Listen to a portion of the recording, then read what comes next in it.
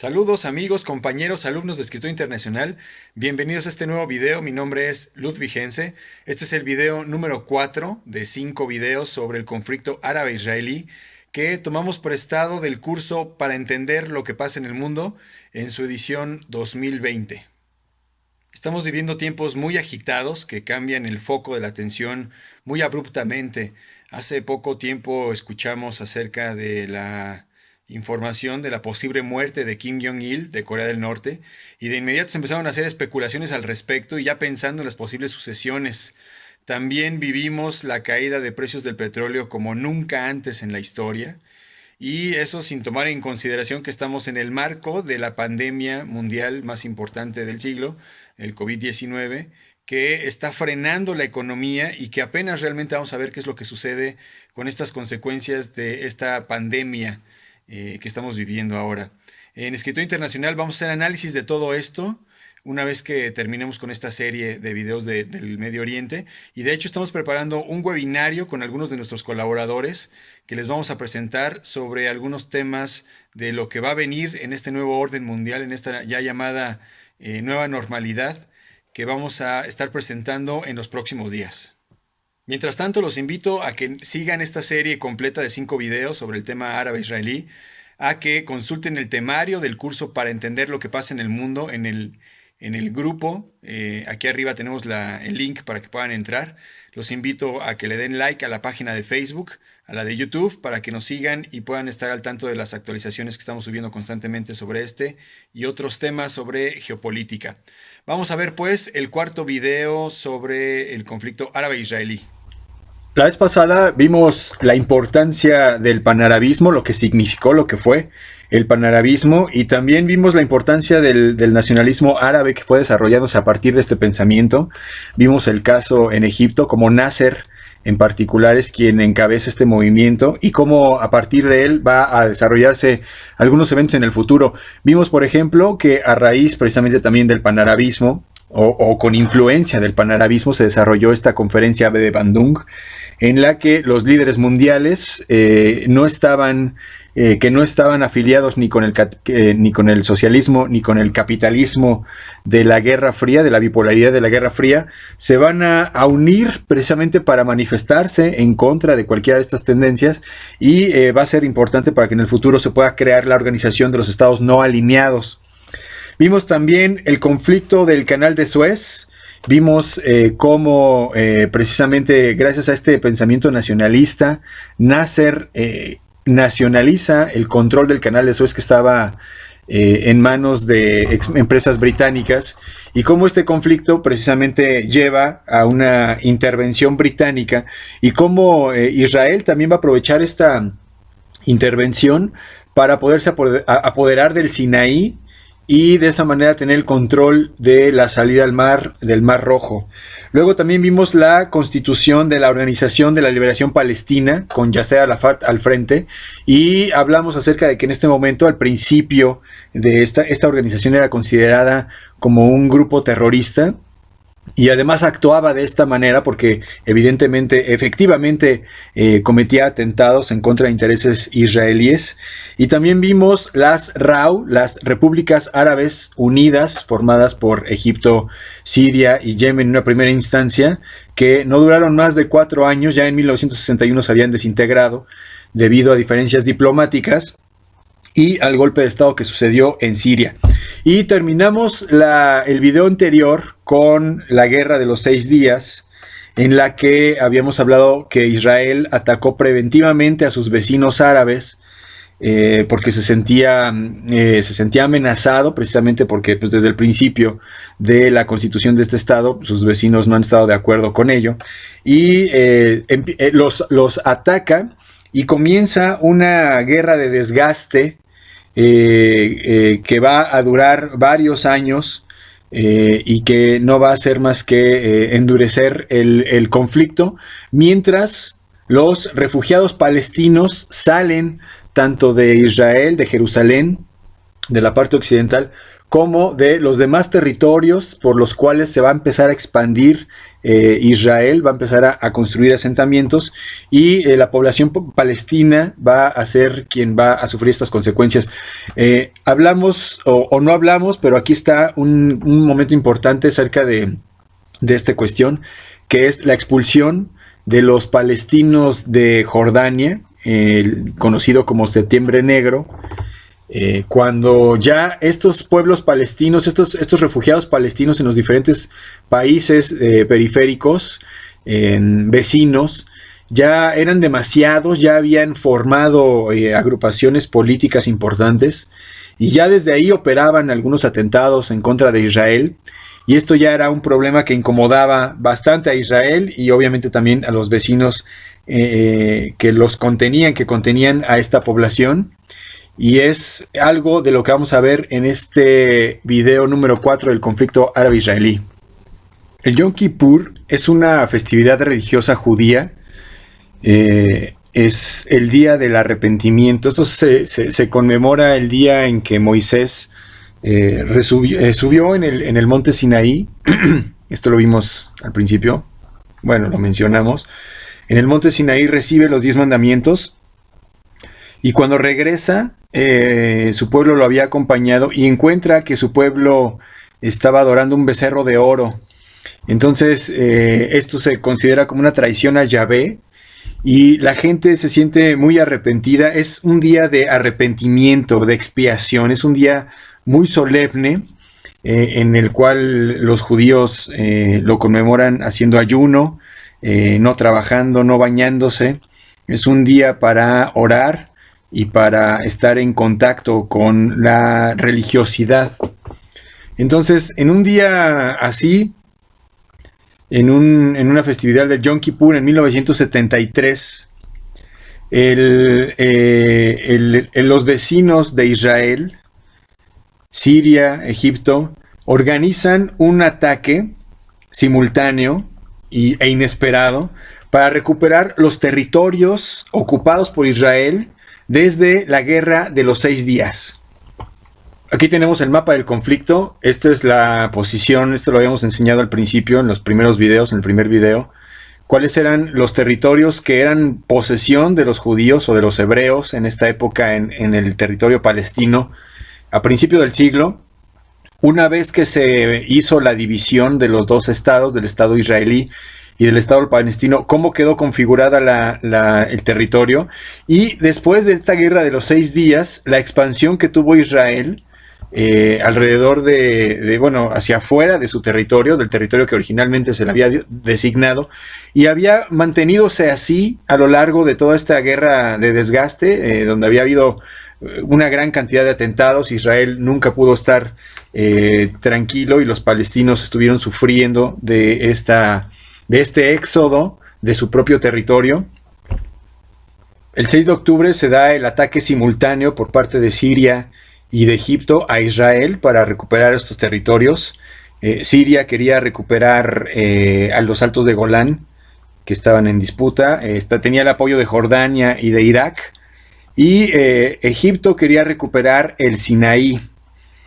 En 1973, aquí estamos en la línea de tiempo, comienza entonces este conflicto del Yom Kippur. Tenemos entonces los distintos frentes de la batalla. Israel va a atacar a Damasco, mientras que Egipto va a avanzar hacia el Sinaí. Siria va a atacar los altos de de Golán. Israel va a contraatacar a Egipto y Jordania también va a participar en este conflicto. Digamos que cada uno de los países va a tener un interés en particular. Mientras que, como lo dijimos anteriormente, el pueblo palestino pues no va a contar con los mismos recursos que los demás países y va a quedar su conflicto pausado. El 22 de octubre, la resolución 338 de las Naciones Unidas insta a un alto al fuego. Y desde ese momento hasta marzo de 1974, los países árabes van a mantener un embargo de las exportaciones petroleras a Occidente, precisamente como protesta por ser favorables al gobierno y al Estado de Israel. Y esto va a ocasionar una gran crisis del petróleo, la crisis de 1973, que en la cual los países productores de la OPEP, que es la organización de productores, de productores y exportadores de petróleo, van a acordar incrementar el precio del crudo precisamente como protesta hacia todo Occidente. Y esto entonces ya va a rebasar por completo la localidad del conflicto y se va a volver un conflicto internacional. Bueno, ya lo era cuando intervienen varias naciones, pero en este caso Europa, Estados Unidos, el resto del mundo va a voltear de una forma mucho más directa, porque ya están peligrando los precios del petróleo, y los precios del petróleo lo implican a todo el mundo.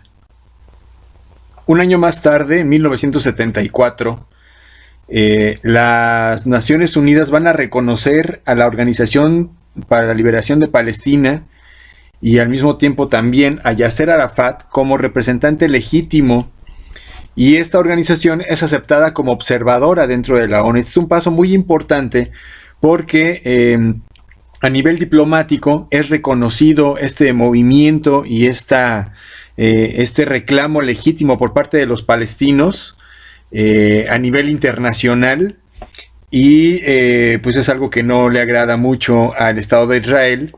Y aunque en este momento de la historia no hay una posición definitiva por parte de alguna de las potencias bipolares, con el paso del tiempo este conflicto va a ser de interés directamente de Occidente. Ahora, habíamos dicho que la población palestina había estado siendo expulsada de su territorio, del territorio de Palestina, y había tenido que ir a vivir a diferentes países, a Jordania, a Siria, a Líbano, entre otros, y que ya estando ahí habían empezado a crecer en cuanto a número y en cuanto a capacidad política. Se habían empezado a integrar a estos países como si vivieran ahí, y entonces habían sido cada vez más fuertes a nivel político. Esto les ocasionó que los corrieran de Jordania, y en el momento de ser corridos a Jordania se van ellos a Líbano. En Líbano, en 1975, va a comenzar esta cruenta guerra civil que va a durar más de 15 años, en la que van a verse enfrentadas varias facciones. Líbano es un país multiétnico, es un país internacional en el cual conviven muchas facciones y muchas minorías de diferentes religiones, y hay algunos asentamientos políticos ya muy importantes de estas diferentes minorías. Y entonces en 1975 hay una guerra que irá escalando poco a poco con respecto a la forma en la que se dan las alianzas de estos grupos en el poder. Hay, por ejemplo, maronitas cristianos, hay armenios, hay palestinos que son los refugiados, hay musulmanes, y recordemos que entre los musulmanes también hay chiitas y hay sunitas. Hay grupos de izquierda, hay grupos que son considerados socialistas. Recordemos que el panarabismo también está vigente y presente en la zona. Y hay también grupos nacionalistas. Entonces, dentro de Líbano van a convivir una gran cantidad de grupos que además van a responder a intereses internacionales. Algunos de ellos, por ejemplo, los cristianos maronitas, van a estar apoyados por Israel, porque estos a su vez van a estar en contra de los palestinos que están atentando en contra de los israelíes dentro del territorio palestino.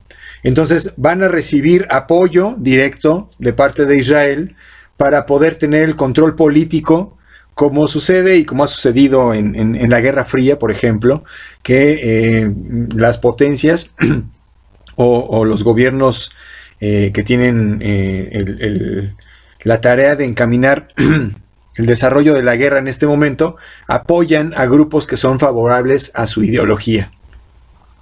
En el marco de esta guerra, o sea, mientras este conflicto dura, desde la Guerra de los 6 días, con atentados, con movilizaciones militares, con bajas por parte de todos los bandos, con lo que implica la inversión en ejército, en el sector militar, a costa de otros sectores nacionales que no permiten el desarrollo, el bienestar, etc. En septiembre de 1978, Egipto, encabezado por Anwar al-Sadat, va a renunciar al panarabismo, esto que va a significar lo que se interpretó como una traición a todo el resto de los países árabes, a esta organización de países árabes que habían estado siempre a favor de estar en contra de Israel, de no reconocer ese Estado y al contrario de luchar a favor de quitar ese Estado de la región. Y Egipto, después de este desgaste, de esta lucha a lo largo de estos años, va a firmar por separado, va a firmar la paz con Israel. Esto evidentemente lo obliga en primera instancia a reconocer al Estado de Israel, con el que va a hacer el trato de paz. Pues en primer lugar tiene que reconocer que existe. Y esto va a cambiar por completo la geopolítica de la región, porque Egipto va a, como dijimos, pues a permitir que Israel sea reconocido y entonces le pueda permitir la paz que añora Egipto en su territorio. Israel va a abandonar el Sinaí a cambio precisamente de este reconocimiento en un tratado que se basó en paz por territorios. Egipto iba a garantizar la paz y al mismo tiempo Israel iba a ir devolviendo los territorios. Entonces este era el contrato. Egipto iba a reconocer al Estado de Israel y se va a separar del movimiento panarabista, se va a separar de sus vecinos árabes que, como dijimos, estaban en contra de Israel, y va a aceptar la existencia de este Estado israelí al tiempo que le van a devolver los territorios pues, que había perdido previamente. Egipto va a normalizar el paso por el canal de Suez para Israel, que eso era también una cuestión importante que origina el conflicto, y al mismo tiempo pues va a perder este liderazgo con respecto al movimiento panarabista. Egipto pues va a salir de esta cuestión, la va a seguir Siria e Irak, y en este momento pues la geopolítica va a cambiar. Estados Unidos va a estar a favor de este movimiento israelí de la creación del Estado de Israel, bueno, de la consecución del Estado de Israel, y va a apoyarlos al mismo tiempo que los árabes van a tener el control del petróleo, y también va a ser un factor muy importante para disputarse la cuestión de la zona. Van a firmar entonces la paz, los acuerdos de Campo David. Se vuelve un cambio histórico, pero los demás países van a seguir en pie de lucha y van a seguir manteniendo este enfrentamiento.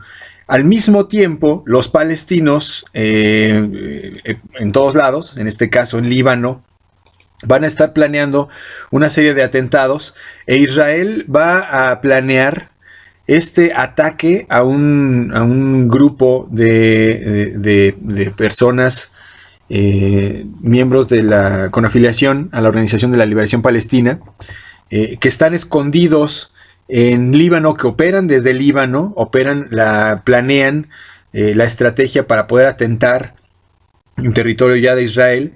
Y entonces Israel lo que hace es organizar como habíamos comentado antes, una guerra preventiva, un atentado preventivo, para poder eliminar las bases de operación de estos grupos que están operando desde Líbano. El objetivo es sacar a esta organización para la liberación palestina que opera desde aquí, y es por eso que está la ofensiva del plan Ginon israelí, que es precisamente para poder sofocar a estos palestinos. En septiembre del 16 de septiembre de 1982 se va a dar esta masacre reconocida a nivel internacional, la masacre de Sabra y Shatila, un genocidio en el que los milicianos cristiano-falangistas libaneses que pertenecían a la iglesia manonita, que son grupos paramilitares fundamentalistas, que son nacionalistas, y que son apoyados también por Israel, como decíamos, precisamente por estar en contra de los palestinos, al ser nacionalistas, van a atentar directamente y van a matar a 2000 civiles. La mayoría eran niños y mujeres que estaban refugiados en Líbano, y los van a matar en estas dos ciudades, en Sabra y Shatila. Y la culpa, o digamos que el reconocimiento de esta matanza, también se le va a adjudicar al ejército israelí, quien estaba custodiando la zona y no hizo nada para detener esta masacre.